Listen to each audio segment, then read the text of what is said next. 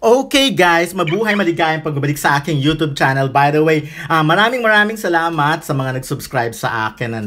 Actually, itong pandemic ko lang talaga sineryoso itong YouTube channel ko. At kaya naman natutuwa ako na road to 100,000 na tayo. So, konting-konti na lang, mga 3,000 na lang talaga at 100,000 na tayo. So, please mag-subscribe kung di pa po, kung first time niyo pong makapanood sa aking YouTube channel, mag-subscribe naman kayo and pakiclick ang notification bell para bongga. By the way, diretso na tayo sa issue. Nakikita nyo naman yan, si Kobe Paras at si Erica Ray, bonggang-bongga, diba? Pinasabog nila ang social media recently this year dahil nga syempre, nakita nyo naman mga photos nila, puro pasabog, talagang sweetness overload, sabi nga nila. Kasi dahil sila ay hindi naman mga artista talaga, so hindi sila basta-basta na i-interview. Si Kobe ay more on basketball kasi kaya syempre, hindi naman ang mundo naman ng sports ay hindi naman yun ang pinag-uusapan. Showbiz lang naman na nag-uusap tungkol sa mga ganyan. But anyways, hindi nga namin na-interview pero base sa mga social media posting nilang dalawa, talagang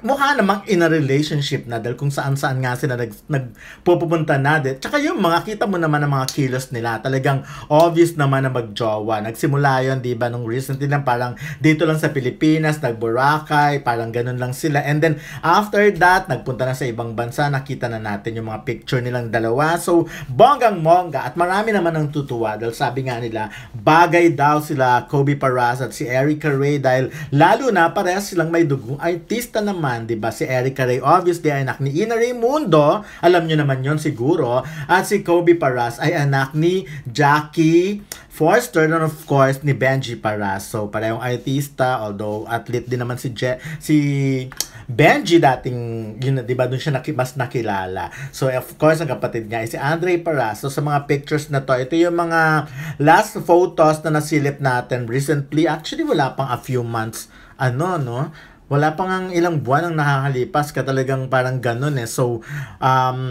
tuwang-tuwa nga ang mga fans dahil, kasi, talagang tingin ng sobrang match made in heaven naman silang dalawa. Match made in heaven daw. Pero I mean, bagay kasi sila, yung kanilang personality parehong alam nyo yon, hindi ko masabing wild pero parang independent and of course, dead ma sa kung ano man, sa ganun sila. So, ganun na yata mga kabataan ngayon. Kahit magjowa pa lang or kahit na boyfriend-girlfriend pa lang, actually, wala nga silang ina-admit na magjowa sila. Pero sa mga kilos nga nila, yun na. Siguro, I'm not sure kung aware sila na pinag-uusapan sila.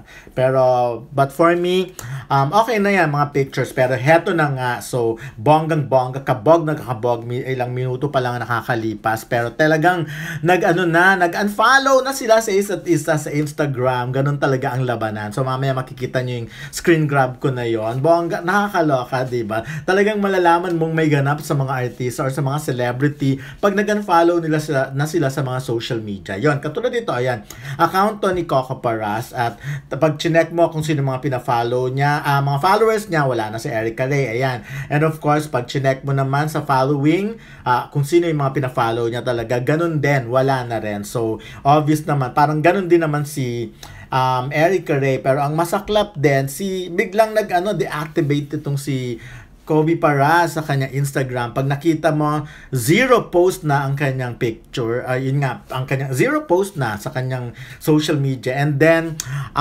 following niya ganun pa rin. Pero the fact, so, binura-bura niya na.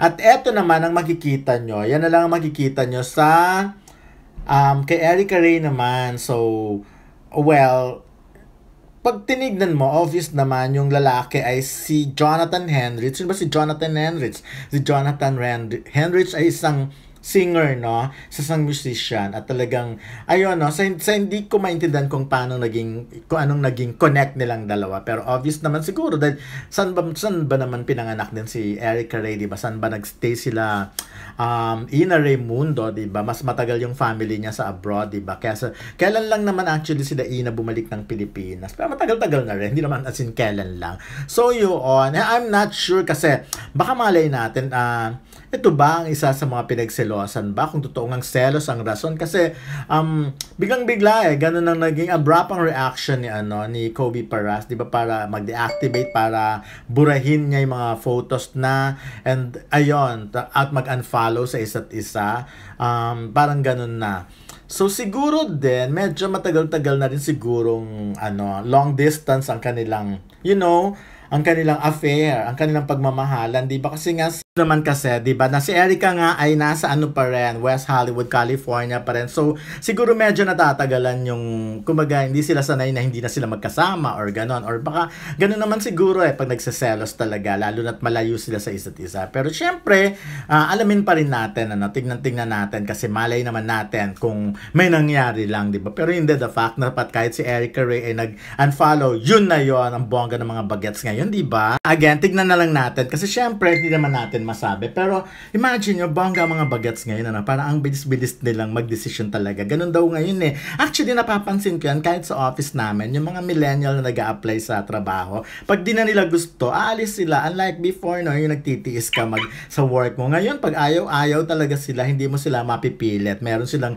sariling decision sa buhay. Parang hindi ko alam kung saan naman nanggaling yung mga ganon. So, hindi sila nagtitiis, hindi sila nagtsatsaga. So, siguro pwede rin i-apply sa relationship yung ganyan. Pero anyways, lalo mabata pa naman sila, and by the way, hindi naman to first time, of course, 'di ba? Si Kobe Paras naman alam naman natin sino ba ang prior to this, sino bang naging jowa niya, 'di ba? Isang volleyball player. So, well, ganun talaga. Tingnan, mga bata at mga gwapo at magaganda naman sila. So, mahaba pa ang lalakbayin ng kanilang buhay, ng kanilang pagkikipagrelasyon. So, abang-abang na lang tayo, guys. Malay natin isang araw bigla na namang mambulaga, mag-post na naman ng mga pictures, video ang dalawang ito, at baka ibang tao na ang kasama nila. So, assuming lang. But anyways, maraming salamat, guys, sa patuloy na pagsuporta sa akin. Again, from the bottom of my heart, nagpapasalamat talaga ako sa inyo na nag-support kayo dito dahil malapit na road to 100 na tayo, 100,000 na. Please, guys, thank